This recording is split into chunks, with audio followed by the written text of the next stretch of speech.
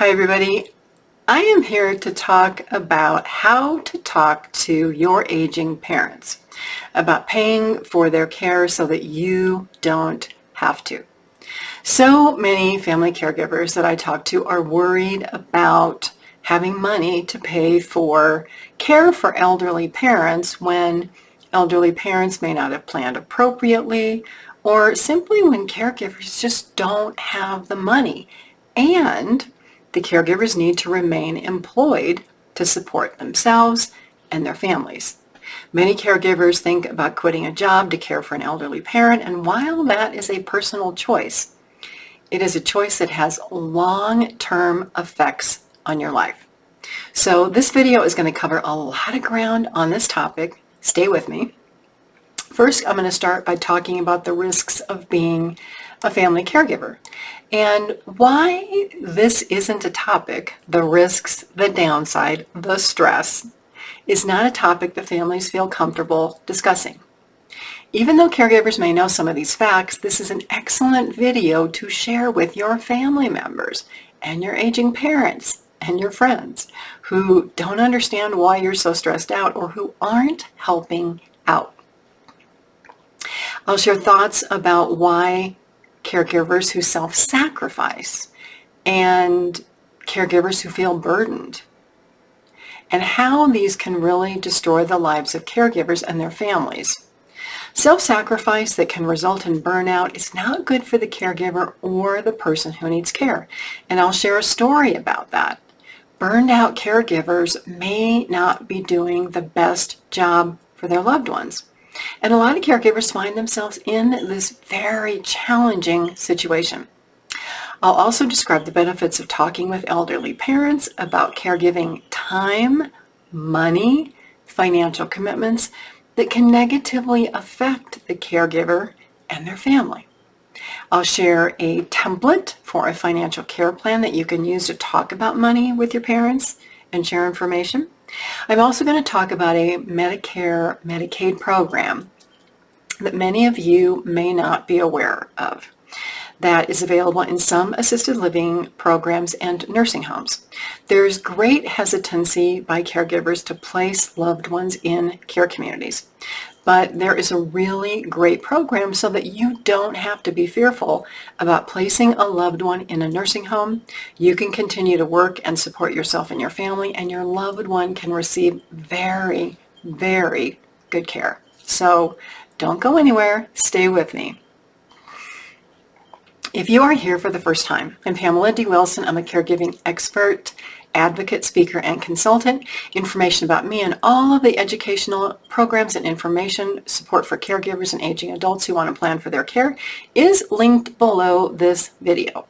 Please also do like this video, follow my channel, and comment, even if it's only to say thank you. Your participation, your comments help other people find these videos. So, let's start with the significant physical and emotional effects of being a caregiver. Caregiving responsibilities take a toll on the caregiver's health and well-being, even though a lot of caregivers don't want to talk about this. The number of caregivers in the United States is approaching 100 million out of an estimated population of about 330 million. So that old number of 1 in 4 people being caregivers, or 25% of the population, throw that out the window. It's now 1 in 3 people, or 33% of the U.S. population, are caregivers.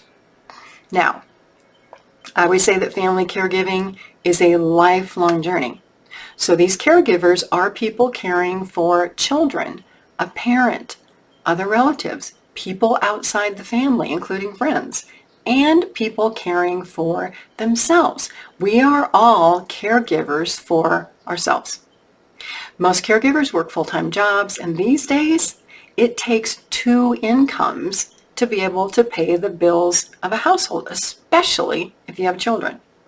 Now, the downside of caregiving is a lot of workers feel like they have to leave the job market to provide unpaid care.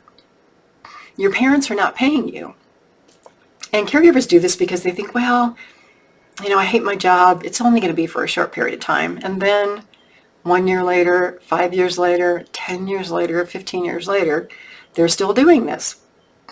And they're thinking, I need to get a job. Getting a job when you have been out of the workforce for that long and your skills are rusty is a full-time job. It's actually more than a full-time job. Now, let's add to this. The hours that caregivers devote to caregiving continue to stack up. 1/4 of people in the workforce are family caregivers. Almost 30% of caregivers spend more than 30 hours a week. That's also like having a full-time job on top of a full-time job. Most caregivers provide care for parents, special needs children, another person, or a spouse. And the truth is, it's stressful. It's a job. It's hard work. Many caregivers have as many health problems as the people that they care for. And the statistics show that a lot of working adults have many, many health problems. So the stress, the burden, the self-sacrifice turns into health risks that become so significant for caregivers, many of who say, I don't feel well all the time. I'm stressed. I'm anxious. I'm depressed. I don't know how I'm going to deal with this. And these caregivers ignore their health problems because they don't have time to see a doctor. They're taking care of somebody else. Some caregivers turn to substances to deal with stress levels, which is not good for them. And then we've got these working caregivers who are trying to juggle their lives and they're worried about their parents and paying bills. So they're managing their own financial matters, struggling with paying their bills, and add the worry of paying for care for parents. A lot of caregivers don't want to talk to their employers about this because they are afraid of being perceived negatively about their commitment to the job or their job performance. And then single parents who are working, wow, way more difficult time. So this is why making plans, creating a timeline and a financial budget, and I'll share a spreadsheet about that in a few minutes, and talking about caregiver skills and time and what's needed and how elderly parents can contribute and what they should be doing. It's so important, and yet we don't talk about any of these issues because we're afraid of hurting someone's feelings, or an elderly parent says, oop, I don't want to talk about that. Or as a child, you're not comfortable bringing it up, or maybe you have and your parents have shut the discussion down. So what happens is caregiver stress keeps going up and up and up and up as the care responsibilities consume the days and the lives of the caregiver. That 30 hours a week grows to 40 hours. And then sometimes spousal and family caregivers move into being a caregiver or move parents in with them. So then it's 24 hours a day, 7 days a week with no break. When caregivers are stressed out, they don't think as clearly. They can become overwhelmed. Making decisions and problem solving is challenging because you're too busy. And I hear so many caregivers say, I can't think about that right now. I have all these immediate things that I have to get done. I've got to pay the bills. I got to get the kids to school. I've got, problems with my dog.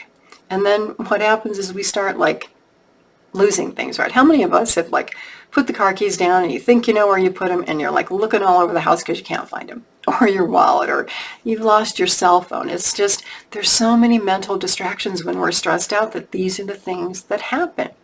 And so this takes us into the discussion of really the risks of being an exhausted, burned out, self-sacrificing caregiver. These situations result in unintentional care gaps, potential neglect of elderly parents, children, or other family members. And I'll share a story. How many of you remember a tragic, tragic story from August 2019? A father was on his way to work, taking his kids to daycare. He dropped the first one off. He dropped the 4-year-old off at the first daycare, and he had 2 1-year-old twins in the back seat. Now he was supposed to go from daycare number 1 to daycare number 2 to his job. This father was a social worker. He was a caregiver at home and a caregiver at work. So he drops the first kid off, and instead of going to the second daycare, he drives to work. locks his car, goes into work. Comes out when his shift is over, and what does he find? He finds 2 dead twin children in the back of his car. He was mentally distracted. He went to work instead of leaving those kids off at daycare. It was unintentionally done, but it still happened. And so we have to be realistic about the fact that stress, distraction, all of these things cause us, not intentionally, but unintentionally, not to be the best we can be for somebody else. We're not showing up. Caregivers like this gentleman who work full-time and they care for their own family and they care for elderly parents or other people, they become overscheduled. We all do, right? Because we say yes instead of no. Having too much to do can derail your routine. Focusing on routine tasks without being able to look at the bigger picture may result in forgetting important care needs of your children or yourself or an elderly parent. How many of you drive to work and you go the same path, and one morning you're supposed to stop somewhere else and you don't because you're so used to doing the same thing? How often have we, all of us, right? We leave home and we forget something, a lunch. We go to the store, we forget the store list. We forget to take, medications or give elderly parents medications. All of this happens when we are so frazzled. And so caregivers tell me, well, Pamela, I just got to cope to get through the day. I can't think about budgets. I can't think about planning for my parents. I can't think of anything else. If you can't think of that, your stress levels are never, ever going to come down. They're going to reach unmanageable states when all you can think about is, I need to get through this day, and then I'm so exhausted, I can't even take a shower, I'm just going to fall in bed. Trying to do everything is impossible. It's impractical. Can't be done on a long-term basis. Sure, on a short-term basis for a couple of weeks, you can man up, woman up, and get it done. But long-term, it has such negative effects. When I had my care management business years ago, I would have my day planned and something would happen and just throw it up in the air. It would become chaotic. And so when this happened, I moved into what I called triage mode. For me, triage mode meant, what are the most critical things I have to do, time-sensitive medical decisions and care were usually at the top of the list. Everything else I set aside. I reprioritized projects and I shifted my work team and my staff and everything. Now, caregivers can do this on a short-term basis. You can't do it every day. It just wears you down. So if you don't have a support team, which means brothers and sisters that you can count on, or people in the family who can help, which many caregivers do not, this is going to come eventually to the point where you become sick or your health falters and you can't be that caregiver anymore. Why not plan ahead? This long list of ongoing care projects and emergencies results in mental exhaustion. And so we want to take a step back and figure out how to plan and talk to people in our family about the fact that this is not a sustainable situation. Every caregiver, every person for their own health needs a backup plan for what happens when this happens, right? We need support. We need support groups. By the way, I have an online support group on Facebook. You can find the link below to join. So let's talk about caregiver burden. So this is when caregivers feel like they have the responsibility and the duty to do all of this, either because of personal responsibility or culture or family pressures or expectation of elderly parents. So this is all of the physical, the emotional, the social, the family stress that combines into the life of the caregiver. And a lot of adult children are willing to make these sacrifices until something happens and they realize that they can't do it anymore. And so one way that adult children and parents can support each other is to talk about this. Parents can support not being a burden to their children by becoming engaged and open to having these discussions about health and well-being and money and how to pay for care and creating practical plans for when money runs out, because It eventually will. All of us will eventually run out of money if we have significant health problems that are super expensive. Home care, in-home care, $30 to $50 an hour. An assisted living community, $3,000 to $10,000 a month. A nursing home, $500 a day. Most people don't know how expensive being sick is until it happens. And then you're thinking, oh my gosh, I have no money to pay for this. Caregivers can be supportive in the family by monitoring a parent's health, learning what to expect, what can happen when health starts to decline, which it will. We all get older. While we may be super healthy and super active, something can eventually happen. Something unexpected can happen to just throw all that down the drain. So it's important to include the elderly parent or the person you're caring for and the caregiver in these conversations and in the information gathering stages. So, your elderly parents can call around and request information, give them a list, give them phone numbers, tell them what to call for, tell them what to ask for. They can request all this information. They can actually help you plan so you're not doing it all by yourself.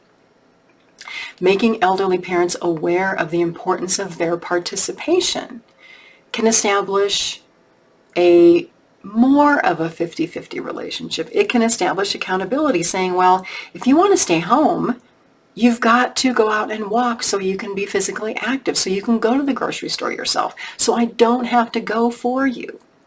And a lot of times I know there's blame. There's parents who say, I don't want to talk about it. I don't need help. Well, being in denial doesn't help. And this is where it leads to talking about what's realistic. Money to pay for care. So on the very practical side, set the emotions aside and look at the hard facts. Create a care budget and realistic expectations around available money to pay for care, and consider the trade-offs of the family caregiver's time. So making this financial care budget is based on like monthly income or money coming in. And then you're going to add time to it. So parents have this much money coming in. How much time is the caregiver contributing to their care? So the first hurdle here is actually getting elderly parents to talk about their financial situation with you, which they may not be comfortable doing. They may be embarrassed because they didn't save money and they didn't plan and they don't have that much income and they made bad financial decisions. Well, welcome to the real world. A lot of people are in this situation. Now, if you have the financial power of attorney for your parent, this is a great conversation to have, a great exercise to have, so that you can familiarize yourself with what money is available to pay for care or not, again, so you can plan for the future. So you have to start asking questions. Mom or Dad, how much money do you have coming in every month? What are your household expenses? What are they? How much are you spending for groceries, your car, gas, electricity, things you order off the internet? Are there any investment accounts or savings accounts? Do you have long-term care insurance? Did you prepay your burial plan? And the biggest thing is we have to assume there's inflation, right? Inflation lately has been crazy, but assume that whatever your parents' expenses are, add 6% every year. Do the same thing for yourself for your budget. What does that financial picture look like? For most people, it's not looking very good, especially when elderly parents are spending a lot on healthcare. So what happens is, most times, if parents need daily help or daily care, either today, tomorrow, or next week, there's not going to be enough money to pay for care. So my recommendation is start looking at your state's Medicaid program. Now, Medicaid is different names in different states. In California, it's Medi-Cal or Cal-AIM. Here in Colorado, it's Medicaid, maybe something different in Texas and New York. But start looking at it early enough, even though your parents may not even qualify right now. It's important to know at what level a parent can qualify and at what level they can access services. Because applications can sometimes take months or, believe it or not, years if there's a backup. And you don't want to be in a position where parents can't pay for their monthly expenses and you're taking money out of your 401k to do this for a long period of time. If your parents don't feel comfortable talking about money with you, find somebody that they can talk to. Their brother or sister. Hire a personal care manager like I used to be, or hire a care consultant like I currently am to have these difficult discussions for you. So then when you're looking at the costs for today, the more difficult thing to do can be to say, well, what does this look like tomorrow, or in 3 years, or in 5 years? So you're trying to translate a parent's current health needs into future costs so that you can plan. So here are some questions to ask around that. How often do your parents go to the doctor? Should they be going more often to better manage their health diagnosis, to keep them out of the hospital? What are the appointments? What are the copays? What's the price of their medications? What are they doing so that they don't have to take these medications? What are their health insurance premiums? What other medical costs exist, like over-the-counter medications or Depends, foods for a special diet, blood sugar monitor, supplies, things like that. Look through their checkbook ledgers, their bank statements, their credit card statements for historical information. Check with the pharmacy. And the way that you can actually identify that parents may need more care is by looking at their medical records. Do they have a lot of health diagnoses? Are they taking a lot of medications? Are they in and out of the hospital? That is a huge, huge warning sign that something is getting worse, that something is out of control. Going to the hospital is the worst place for older people. I have a video on that, but obviously there are sick people in the hospital, but most older people who go in don't come out better because all they do is lay around in a hospital bed for days. So start asking the question, when will the money eventually run out? What happens to you, the primary caregiver, if your health gets worse? If you have a serious diagnosis, what happens? And in families, especially blended families, where maybe parents were widowed and they got remarried, or they divorced and they got remarried, and so you have two parents and you have two sets of stepchildren over here, right? Which parent gets all the money for their care? Which parent contributed more to the financial stability of that family? If you don't think that their children are going to be interested, you might be shocked. What happens in those blended families is usually children on each side take care of their own parent. But there can be a lot of squabbles about money, which is why it's important to talk about this so early. For caregivers, I want you to create a time budget. Every day, how much time do you spend caring for your parent or your spouse or your children? How much more time can you commit without placing your job at risk, your career at risk, not taking care of your children? Your home's falling apart, your health is falling apart, other parts of your life are at risk. I mean, how can you continue to balance adding time over here when you're suffering on the other side, and when you're neglecting your family and neglecting everything? And a lot of caregivers feel guilty, and this conversation is not to make you feel guilty. It's to help you look at the situation realistically, to say, you know what? This is not working.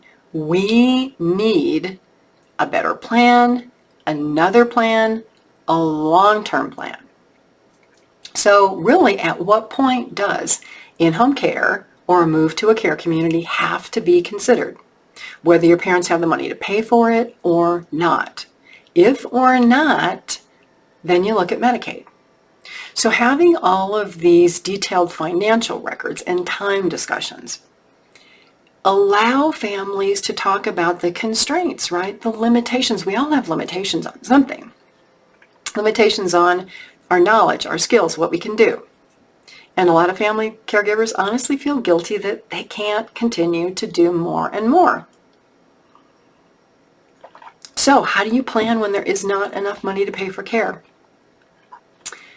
So below, linked, is a template for a financial master care plan, and a page on my website where you can pull that off, and a page where you can pull off a care plan. So in both of these documents are a lot of questions that you should be asking in your family to plan. Now, this link below is going to take you to a page on my Power of Attorney website. Under webinar number 7, you will find these links. So click on that link, go to the page, scroll down, you will find them. So I want to just talk about Medicaid. There's a lot of fears about Medicaid. Now, Medicaid is a government program, very different in each state. So what works in California may not work in New York, may not work in Texas, Washington, Nebraska, Missouri.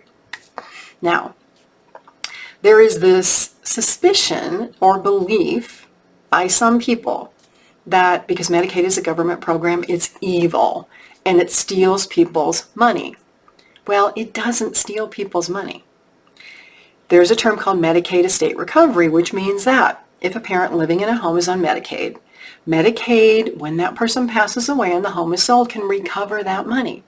It's like taking out a loan. Medicaid, if a person lives in their home, is like taking out a loan to pay for care. You have to get a loan to buy a car. You get a loan to buy a house.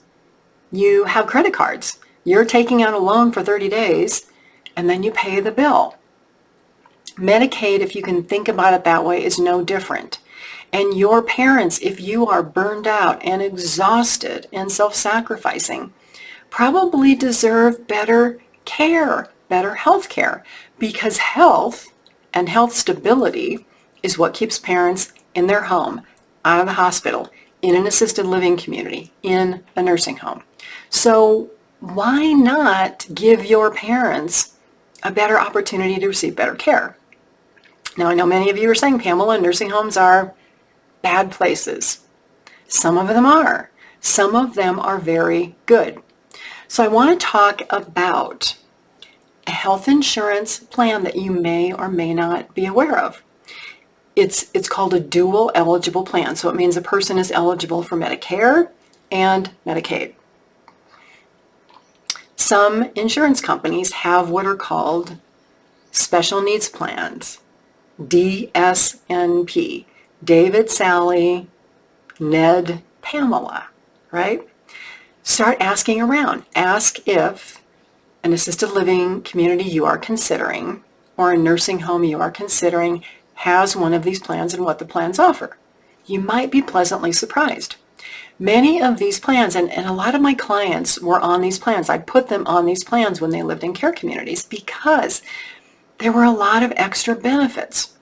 In addition to the staff at the care community, a nurse practitioner or a doctor or a care manager would visit on an ongoing basis to monitor health, to try to catch health problems before they became so much worse or before they turned into a hospital stay.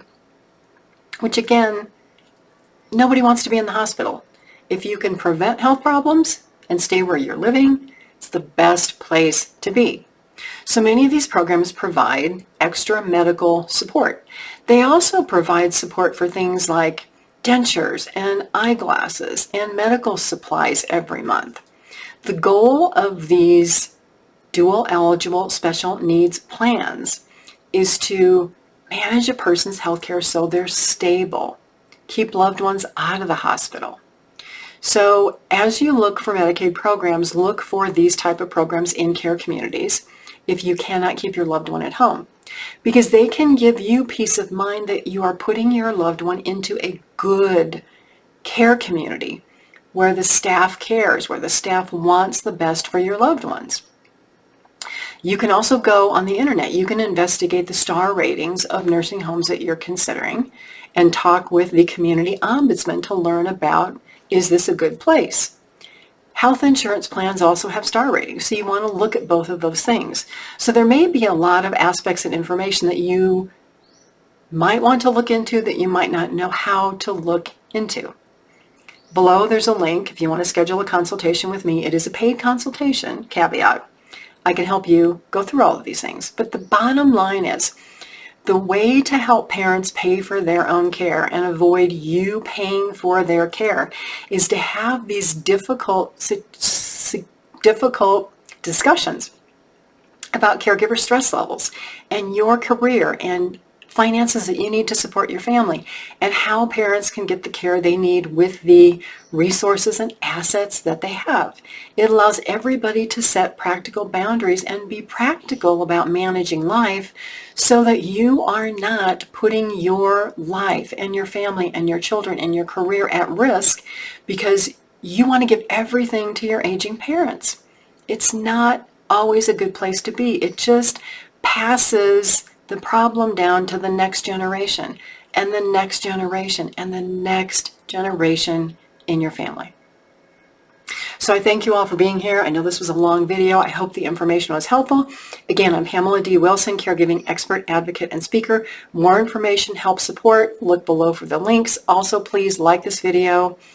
Follow my channel, share this video, comment, even if it's only to say thank you. You help other people find their way here who are looking for similar hope, help, and inspiration.